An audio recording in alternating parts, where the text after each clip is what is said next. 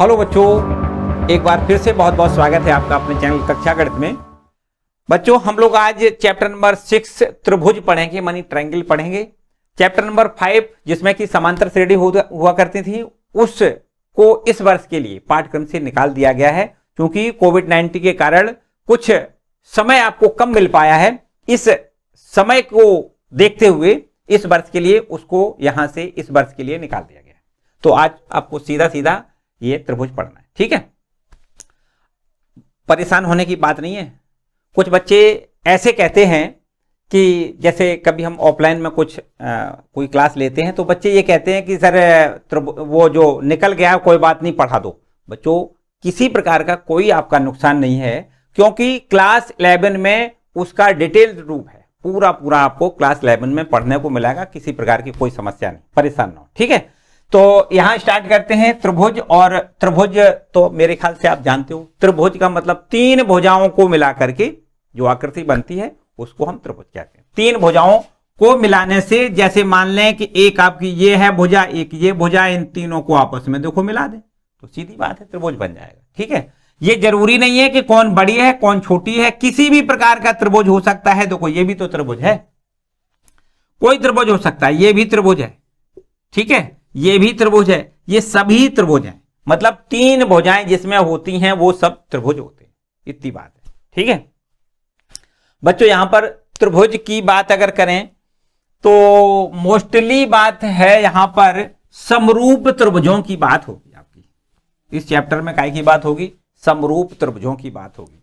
तो कुछ समरूप आकृतियां हम और भी जान सकते हैं कि समरूप आकृतियां क्या होती हैं। जैसे कोई सर्किल त्रिभुज वृत्त की बात करें, देखो एक ये आपका एक कोई वृत्त है, ये क्या है? कोई आपका एक वृत्त है, और यदि इस वृत्त की त्रिज्या को घटा बढ़ा के कोई एक दूसरा वृत्त बना दें, ये मान लो ये भी वृत्त है, ये क्या है? ये भी वृत्त है। ये दोनों आकृतियां निश्चित रूप से समरूप आकृतियां कही जाएंगी। क्या कही जाएंगी? समरूप आकृतियां कही जाएंगी।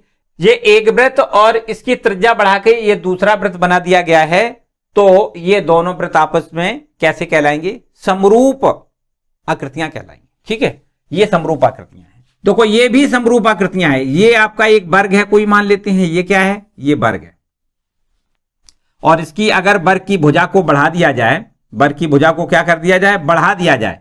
मान लेते हैं वर्ग की भुजा बढ़ा के अब आपका ये देखो इतना बड़ा वर्ग बन गया, ये भी आपकी समरूप आकृति कहलाएगी। ये भी वर्ग है, ये भी वर्ग है, ये आकृतियां कैसी कहलाएंगी?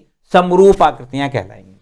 अगर बात करें आयत की, एक ये आपका आयत है और इसमें अगर लंबाई को बढ़ा दें, चौड़ाई को बढ़ा दें, तो इस प्रकार से एक दूसरा आयत बन जाएगा। ये भी आपस में दोनों आकृतियां कैसी कहलाएंगी? समरूप आकृतियां कहलाएंगी। कैसी आकृतियां कहलाएंगी? समरूप आकृतियां कहलाएंगी। देखो ये आपका, देखो अब मुख्य मुद्दे की बात करते हैं। ये आपका क्या है? त्रिभुज है। क्या है? त्रिभुज है, और ये त्रिभुज है। और अगर ये त्रिभुज देखो बात करें, ये त्रिभुज है, तो ये त्रिभुज समरूप है। तो समरूप तभी होगा कब? देखो ध्यान दें, ये समरूप है, सीधा सीधी बात है। त्रिज्या बढ़ा दी जाए अगर या घटा दी जाए तो त्रिभुज, ये आपका जो सर्किल है अर्थात वृत्त है, ये वृत्त दोनों आपस में कैसे कहलाते हैं? समरूप कहलाते हैं। ये देखो अगर वर्ग की भुजा को बढ़ा दिया जाए या कम कर दिया जाए तो ये दोनों वर्ग भी आपस में समरूप वर्ग कहलाएंगे, मतलब समरूप आकृतियां कहलाएंगी। ध्यान दें कि ये वाला देखो ये कितना कोण होता है? 90। इसका भी ये 90 कोण है, ये 90, मतलब कोण देखो बिल्कुल एकदम जस्ट बराबर होने चाहिए, ये है ना। ये वर्ग है अगर तो 90-90 की सारी कोण होंगी। ये वर्ग है तो इसका मतलब ये भी 90-90 की सारी कोण होंगे। केवल बात ये है कि इसकी भुजा जितनी है उससे ज्यादा इसकी मतलब बड़ी भुजा ये, ठीक है। वर्ग की भुजा इसकी बड़ी है, इसकी वर्ग की भुजा छोटी है। तो ये दोनों आपकी कैसी आकृतियां हैं? समरूप आकृतियां हैं। यहां देखो लंबाई को बढ़ा दिया गया है, चौड़ाई को भी बढ़ा दिया गया है। इस प्रकार लंबाई और चौड़ाई को बढ़ाने पर अलग अलग दो आयत प्राप्त होते हैं। ये दोनों आयत आपस में कैसे हैं? समरूप हैं। यहां बात करें अगर त्रिभुज की बात करें तो त्रिभुज में देखो ये वाला कोण है ना, ये कोण यदि इसके बराबर हो, ये वाला कोण, ये कोण यदि इसके बराबर हो, ये वाला कोण और ये वाला कोण यदि इस कोण के बराबर हो तब ये दोनों त्रिभुज आपस में कैसे कहलाएंगे? समरूप त्रिभुज कहलाएंगे। कैसे त्रिभुज कहलाएंगे? समरूप। समरूप त्रिभुजों के लिए क्या याद रखना है आपको? संगत कोण बराबर होना चाहिए। मान लेते हैं कि एक आपका त्रिभुज एबीसी है और दूसरा त्रिभुज है जिसका नाम है PQR। क्या है नाम इसका? PQR। तो ये वाला त्रिभुज और ये वाला त्रिभुज, दोनों त्रिभुज आपस में समरूप तब कहलाएंगे जब कोण ए का मान कोण P के बराबर हो, कोण B का मान कोण Q के बराबर हो तथा कोण C का मान कोण R के बराबर हो। ठीक है, इस प्रकार से अगर ऐसी पोजीशन है कि उसके संगत कोण आपस में बराबर हैं तो त्रिभुज कैसा कहलाता है? समरूप त्रिभुज कहलाता है। ठीक है, समरूप त्रिभुज की इतनी बात है। इसके बाद देखो एक बात, ये कोई ऐसी बात नहीं है कि इतनी आकृतियां समरूप होती हैं किसी भी प्रकार का। देखो ध्यान दें, अब अगर हम बात करें आपसे, बात करें अगर किसी चतुर्भुज की बात करें, किसी चतुर्भुज की बात करें, देखो ध्यान दें, इस प्रकार से आपको एक चतुर्भुज यहां पर हम बना के बताएं कि ये भी आपका, ये देखो क्या है, ये चतुर्भुज है ना, ये चतुर्भुज, और एक आपका यहां पर इस प्रकार से देखो हम चतुर्भुज बना दें, ये देखो हमने चतुर्भुज बना दिया, तो ये भी चतुर्भुज आपस में समरूप चतुर्भुज हो सकते हैं तब जबकि ये वाला कोण इसके बराबर हो जाए, संगत कोण बराबर हो जाए, ये वाला कोण इसके बराबर हो जाए और ये वाला कोण इस वाले कोण के बराबर हो जाए तथा ये वाला कोण इस वाले कोण के बराबर यदि हो जाए तो ABCD चतुर्भुज और PQRS चतुर्भुज आपस में समरूप चतुर्भुज कहलाएंगे। कैसे कहलाएंगे? ABCD चतुर्भुज काय के समरूप होगा? PQRS चतुर्भुज के समरूप होगा तब जबकि उसकी संगत कोण आपस में बराबर हो, मतलब कोण A कोण P के बराबर हो, कोण B कोण Q के बराबर हो, कोण C कोण R के बराबर हो तथा कोण D कोण S के बराबर हो, इस प्रकार। ठीक है, तो ये समरूप आकृतियों की बात चल रही है। समरूप आकृतियां क्या है आपने समझ लिया। देखो यहां पर बड़े आराम से कुल बातें, देखो कुछ बातें ऐसी होती हैं जिनको बड़े आराम से समझना है। समरूप, एक शब्द और आपने सुना होगा सर्वांगसम। समरूप और एक शब्द है सर्वांगसम। तो सर्वांगसम और समरूप बहुत बिल्कुल अलग अलग, दोनों शब्द बिल्कुल अलग अलग। देखो बड़े आराम से समझो। समरूप का क्या मतलब है? समरूप का मतलब रूप जैसा उसका, एक का रूप दूसरे का रूप बराबर बराबर हो, समरूप हो गए, है ना। लेकिन सर्वांगसम की बात करें तो सर्वांगसम बिल्कुल ऐसा नहीं है। जो सर्वांगसम होगा वो समरूप तो होगा लेकिन समरूप वाला सर्वांगसम नहीं होगा। देखो जैसे हम, ये आपका एक हथेली, एक हमारी हथेली, एक आपकी हथेली, एक हमारी हथेली, दो अलग अलग दो हथेलियां हो गई। रूप में देखें बिल्कुल जस्ट 1 2 3 4 5 उंगली, आपके भी हाथ पे 5 उंगली है, आपके भी पंजे में 5 उंगली है। तो जैसे हमारे इस पंजे की शक्ल है वैसे ही बिल्कुल जस्ट आपके पंजे की शक्ल है। तो हम कह सकते हैं कि आपका पंजा, हाथ का ये पंजा, और हमारा ये हाथ का पंजा और आपके हाथ के पंजे का शक्ल बिल्कुल एक जैसी है। इसका मतलब ये दोनों समरूप आकृतियां कहलाएंगी, दोनों पंजे समरूप कहलाएंगे। लेकिन सर्वांगसम नहीं है। क्यों नहीं है? क्योंकि अगर देखा जाए तो ये हमारा अंगूठा, ये अंगुली, ये अंगुली, ये अंगुली, ये अंगुली, और आपकी अगर देखा जाए तो बड़ी छोटी है ना, तो बड़ी छोटी है। इसका मतलब समरूप तो हो सकती हैं, सर्वांगसम नहीं। सर्वांगसम, हाँ, हमारा ये हाथ इस हाथ के समरूप हो, सर्वांगसम हो सकता है। क्योंकि यहां देखो, ध्यान दें, बिल्कुल जस्ट ये वाली इसके बराबर है, ये वाली इसके बराबर, ये वाली इसके बराबर, हथेली हथेली के बराबर, अंगूठा अंगूठे के बराबर, तो जस्ट बिल्कुल एकदम जस्ट बराबर। तो हम क्या कह सकते हैं? क्या कह सकते हैं? हम ये कह सकते हैं कि ये सर्वांगसम है। सर्वांगसम भी है, समरूप भी कह सकते। सर्वांगसम को समरूप कह सकते हैं लेकिन समरूप को सर्वांगसम कतई नहीं कह सकते। समरूप को सर्वांगसम कतई नहीं कह सकते। समरूप सर्वांगसम हो भी सकता है, नहीं भी हो सकता है, लेकिन जो सर्वांगसम है उसको समरूप कहना बिल्कुल जायज होगा, कह सकते हो। ठीक है, समझ में आई। सर्वांग सम तभी होगा जब एक आकृति के ऊपर दूसरी आकृति रख दी जाए और वो पूरी पूरी ढक जाए। जैसे हम ये कहें कि ये हमारी हथेली, इसके ऊपर हमने रख दी ना, पूरी रख दी, तो अब देखिए एक ही हथेली दिख रही होगी, ये वाली देखो तो ये नहीं दिख रही, ये नहीं दिख रही, है ना, ये नहीं दिख रही। अगर इसको इसके ऊपर हमने रख दिया तो इसका मतलब एक ही आकृति दिखे। अगर ये वाली देखो, ध्यान दें, ये वाली आकृति इसके ऊपर रख दी जाए तो क्या ये छोटी बन जाएगी? ये तो इसके भीतर घुस जाएगी, ये छोटी हो जाएगी। ये वाली बड़ी है, ये इसके ऊपर रख दें तो ये छोटी मिलेगी, मतलब ये बिल्कुल उसके ऊपर नहीं ढक रही है। यदि ये बिल्कुल उसके ऊपर ढक जाए, मतलब ये वाली भुजा इसके ऊपर आ जाए, ये वाली भुजा इसके ऊपर आ जाए, ये वाली भुजा इसके ऊपर आ जाए और ये वाली भुजा इसके ऊपर आ जाए, तो जस्ट हम कह सकते हैं, एकदम कह सकते हैं कि ये दोनों सर्वांग सम हो जाएंगे। यहां पर ऐसा नहीं है, क्योंकि ये बड़ी भुजा है, ये देखो बड़ी भुजा है, ये छोटी भुजा है, इसके ऊपर रखे होगे तो पूरी पूरी नहीं ढकेगी, है ना। इसलिए इसको हम क्या कह सकते हैं? समरूप। एक रूप की तो है लेकिन सर्वांग सम नहीं है।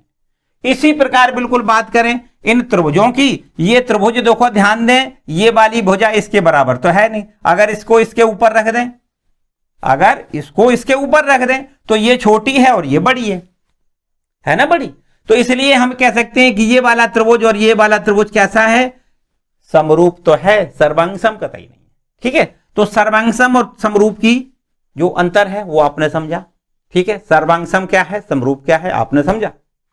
चलिए, अब यहां पर जो एक पहली वाली एक्सरसाइज है ना, उसमें केवल और केवल यही समझना है कि समरूप और सर्वांग सम, समरूप और सर्वांग, बिल्कुल एकदम सिंपल सिंपल। तो सारी बातें एक्सरसाइज की एकदम आसान तरीके से हम करते हैं। एक्सरसाइज 6.1 के सारे क्वेश्चन बिल्कुल आसान है और केवल आपको मेरे साथ 10 मिनट और देना है। कितना देना है? 10 मिनट। 10 मिनट में पूरी एक्सरसाइज एकदम फिनिश। ठीक है, पूरी फिनिश।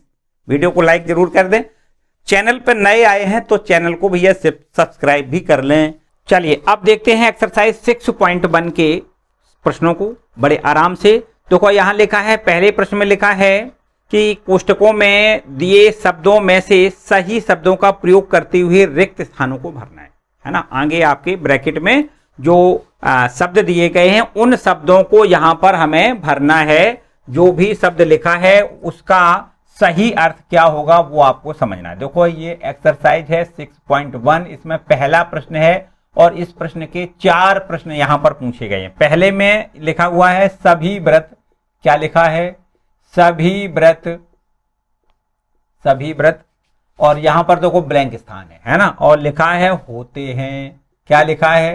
होते हैं। कैसे होते हैं? देखो यहां ब्रैकेट में लिखा है सर्वांग सम होते हैं। देखो लिखा है सर्वांग सम, सर्वांग सम होते हैं या समरूप होते हैं, समरूप। अब आपको इसमें से सर्वांग सम या समरूप में से यहां भरना है। तो देखो ध्यान दें, क्या लिखना है? सभी व्रत कैसे होते हैं? समरूप होते हैं, एक रूप के होते हैं लेकिन सर्वांग सम नहीं होते, क्योंकि उसकी देखो त्रिज्या अगर एक की छोटी कर दी जाए, एक की त्रिज्या बढ़ा दी जाए तो इनके रूप तो एक ही है। लेकिन अगर इसको इसके ऊपर रख दिया जाए तो क्या पूरा ढक जाएगा? नहीं ढकेगा भाई। तो इसका मतलब सर्वांग सम बिल्कुल नहीं है। क्या है? समरूप है। तो यहां पर आपको भरना है समरूप। क्या भरना है? समरूप। एक तो भैया हो गया काम, है ना। तो आपको भरना है यहां पर समरूप। जो व्रत होते हैं, सभी व्रत होते हैं, वो समरूप होते हैं, सर्वांग सम कतई नहीं होते। चलो दूसरा इसका देखो क्या प्रश्न है। दूसरा प्रश्न कहता है, चलो इसको यहां पर, ये दूसरा प्रश्न जो लिखा है उसमें लिखा है सभी वर्ग होते हैं। कैसे होते हैं भैया? सभी वर्ग समरूप होते हैं, सर्वांग सम नहीं। वही बात जैसे वर्ग की बात करें, एक वर्ग आपका देखो ये एक वर्ग हमने ये बना दिया, और इसकी अगर वर्ग की भुजा बढ़ा दी जाए तो एक वर्ग देखो ये हो गया। ये दोनों वर्ग एक रूप के तो हैं, इसलिए इसको हम समरूप तो कहेंगे, सर्वांग सम नहीं कहेंगे, क्योंकि इसको अगर इसके ऊपर रख दिया जाए तो पूरा ढकेगा नहीं। हमने बताया एक आकृति दूसरी आकृति के ऊपर रखने से पूर्णतया आच्छादित हो जाए तो हम कहते हैं कि ये सर्वांग सम है। तो यहां पर ये समरूप तो है, सर्वांग सम कतई नहीं है। तो दूसरे प्रश्न में आपसे कहा गया है सभी वर्ग। क्या लिखना है? सभी वर्ग, सभी वर्ग। को यहां पर देखो ऐसे ब्लैंक है, तो उस ब्लैंक में क्या भरना है? इस ब्लैंक में आपको भरना है समरूप। क्या भरना है? समरूप भरना है। समरूप, है ना, समरूप होते हैं, सभी वर्ग समरूप होते हैं।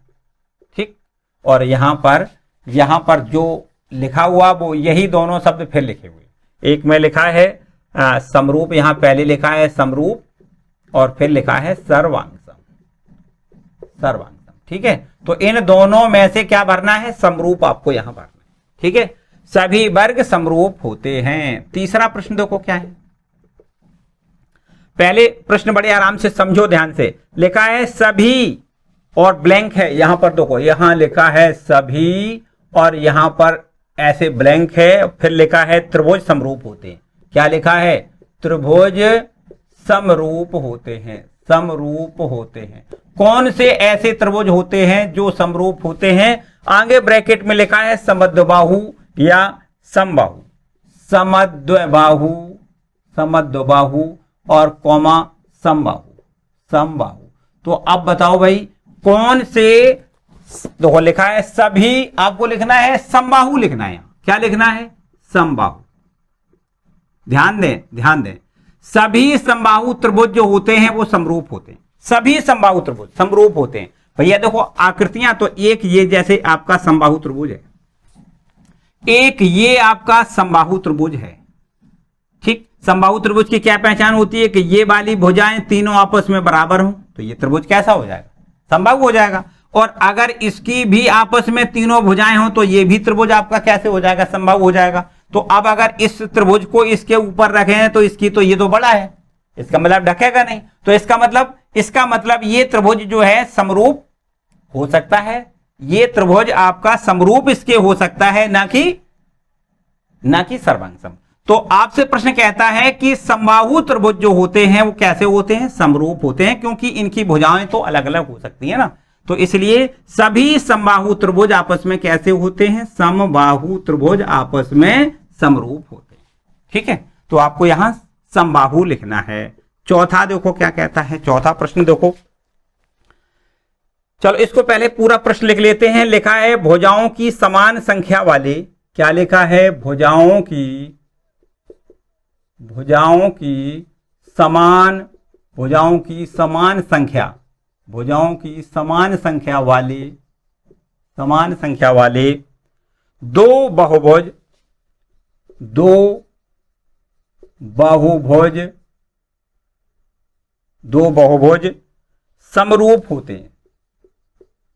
समरूप होते हैं, समरूप होते हैं। कब होते हैं, देखो यहां पर लिखा है यदि, पहला प्रश्न आपसे कहता है यदि उनके संगत, यदि उनके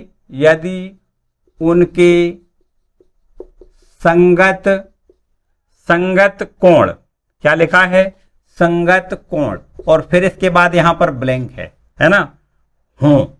चलो अभी बताएंगे यहां क्या भरना है। तथा एक दूसरा देखो प्रश्न क्या है, दूसरा प्रश्न है उनकी संगत भुजाएं, उनकी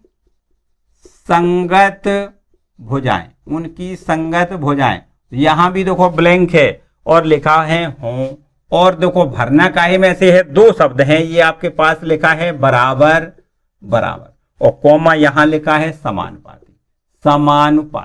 ठीक, इन दोनों शब्दों को आपको यहां भरना है। किसको कहां भरना है उसको समझना। देखो दो लिखा है भुजाओं की समान संख्या वाले, भुजाओं की समान संख्या हो वाले दो बहुभुज हों, वो समरूप होते हैं। दोनों बहुभुज समरूप कब होते हैं, तब होते हैं यदि उनकी संगत कोण कैसे हो, संगत कोण बराबर हो। भाई संगत कोण कैसे हो, संगत कोण अगर बराबर हैं तो ही वास्तव में उनको हम समरूप कहेंगे। देखो ध्यान दें, जैसे आपका एक चतुर्भुज हो गया, क्या है, चतुर्भुज। अगर इस चतुर्भुज के समरूप ये चतुर्भुज है, इस चतुर्भुज के समरूप ये चतुर्भुज, तो क्या होना चाहिए, संगत, इसके देखो ध्यान दें, अगर उनके संगत कोण आपस में बराबर हो, ये वाला कोण इसके बराबर हो, ये वाला कोण इसके बराबर हो, ये वाला कोण इस वाले कोण के बराबर हो, तथा ये वाला कोण इस वाले कोण के बराबर हो, ऐसी स्थिति में ये दोनों चतुर्भुज कैसे चतुर्भुज कहलाएंगे, ये दोनों चतुर्भुज समरूप चतुर्भुज कहलाएंगे। ठीक है, मतलब संगत कोण आपस में यदि बराबर होते हैं तो चतुर्भुज हो या पंचभुज हो, जो भी बहुभुज हो, वो बहुभुज आपस में कैसे कहलाते हैं? समरूप बहुभुज कहलाते हैं। ठीक है, और यदि उनकी संगत भुजाएं, देखो यहां पर क्या लिखनी है? समानुपातिक हो। संगत भुजाएं समानुपातिक होनी चाहिए। ये भुजा इसके अनुपात के बराबर, ये भुजा इसके अनुपात के बराबर, ये भुजा का इससे अनुपात और इस भुजा का इससे अनुपात बराबर होना चाहिए। तो यहां पर उनकी संगत भुजाएं कैसी होनी चाहिए? समानुपातिक, समानुपातिक, समानुपाती हो। ठीक, ऐसे लिखो। चलो, तो इस तरीके से देखो ये क्वेश्चन नंबर आपका पहला फिनिश होता है। 4 इसमें प्रश्न पूछे गए। ठीक है, आराम से इनको नोट कर लें। और अब हम लोग क्वेश्चन नंबर दूसरे पे आ जाएं। देखो दूसरा प्रश्न क्या है? ठीक है, इसको रब कर लें, इसको रब कर लेते हैं। क्वेश्चन नंबर दूसरा देखो क्या कहता है। क्वेश्चन नंबर दूसरा देखो, नंबर दूसरा प्रश्न आपका ये है, देखो लिखा है निम्नलिखित युग्मों में से निम्नलिखित युग्मों के 2 भिन्न भिन्न उदाहरण बताइए। क्या करना है? 2 भिन्न भिन्न अलग अलग 2 उदाहरण बताना है। समरूप आकृतियों के 2 उदाहरण बताओ। भैया बहुत आसान बात है। 2 समरूप आकृतियों के 2 भिन्न भिन्न उदाहरण। समरूप आकृतियां बताओ, क्या लिख सकते हो? अभी हमने बताया समरूप आकृतियां किनको कहते हैं।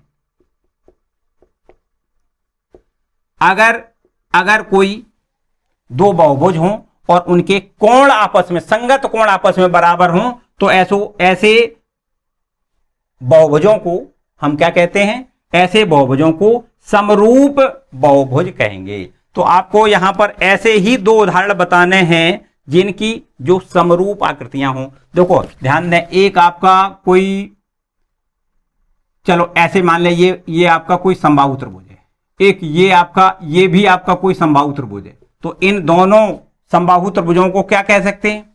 इन दोनों समबाहु त्रिभुजों को हम समरूप आकृतियां कह सकते हैं।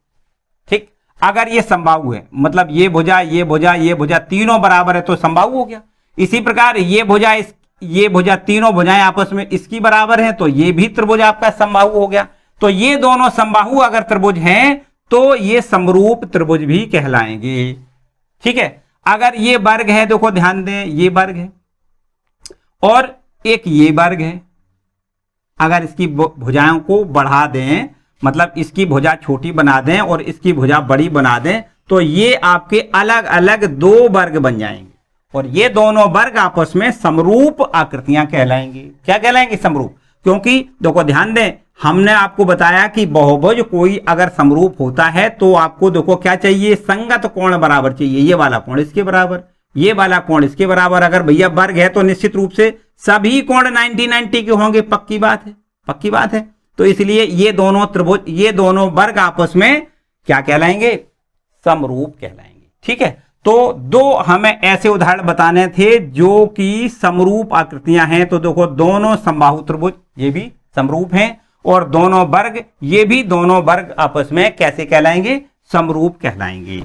चलो एक बात और पूछी गई है, क्या ऐसी आकृतियों को बताना है जो समरूप नहीं है? अरे भाई बिल्कुल आसान बात है, बड़ी आसान बात है। देखो जो समरूप नहीं है, समरूप आकृतियां नहीं हैं। ऐसी आकृतियां जो समरूप नहीं, समरूप आकृति नहीं है, कौन कौन सी? देखो ध्यान दें, अगर हम बात करें वृत्त की, वृत्त के समरूप वर्ग हो सकता है? नहीं, वृत्त व वर्ग समरूप नहीं है, समरूप नहीं है। एक और बता दें, एक और देख लो, यहां लिख दें त्रिभुज व एक दूसरा त्रिभुज ले लें और एक दूसरा वर्ग ले लें, क्या बात है ना? या चलो वर्ग ले लें, वर्ग समरूप नहीं है, समरूप नहीं है।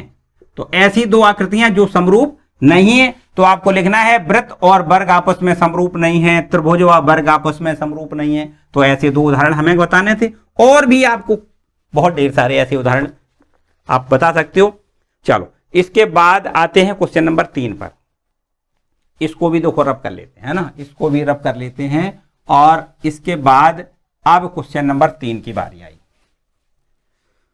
तीसरे प्रश्न में देखो यहां पर लिखा हुआ है कि बताना है आपको चतुर्भुज समरूप है या नहीं। दो चतुर्भुज बने हुए हैं, दोनों चतुर्भुज आपस में समरूप हैं या नहीं, ऐसा बताना है। अरे भाई बहुत आसान सी बात है। देखो ये आपका एक चतुर्भुज ऐसे बना हुआ है ना, ऐसे बना है, जिसका यहां पर लिखा हुआ है P और यहां Q, यहां R और यहां S, जबकि यहां पर हमें देखो 1.5 ये भुजा है, ये भी 1.5 है, ये भी 1.5 है, ये भी 1.5 है। तो ये सभी बराबर बराबर की भुजाएं दी गई, 1.5 सेंटीमीटर की सभी भुजाएं दी गई।